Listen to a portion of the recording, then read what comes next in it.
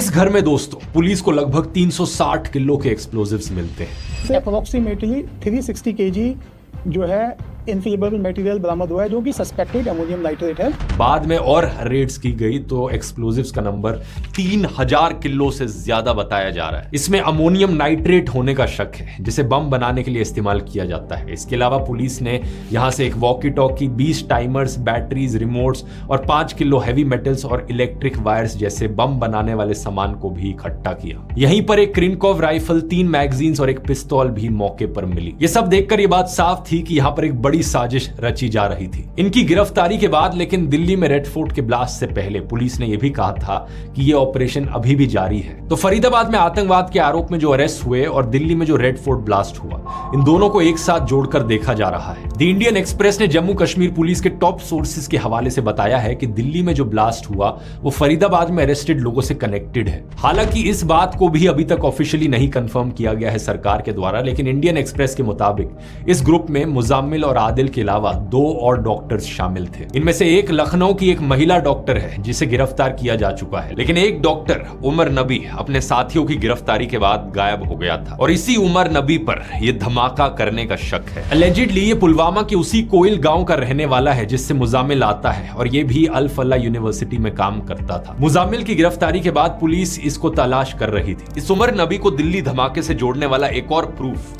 ये Hyundai की i20 गाड़ी को बताया जा रहा है। हिंदुस्तान टाइम्स ने पुलिस सोर्सेज के हवाले से बताया कि धमाके में इस्तेमाल हुई ये गाड़ी आखिरी बार उमार के पास थी और धमाके से पहले उमार ही गाड़ी को चला रहा था। एक सीनियर ऑफिशियल द प्रिंट को बताते हैं कि अपने साथियों की गिरफ्तारी के बाद उमार घबरा गया था और उसने जल्दबाजी में यह धमाका किया। टाइम्स ऑफ इंडिया ने सोर्सेज को कोट करते हुए कहा है कि यह ब्लास्ट पैनिक और डेस्परेशन में किया गया।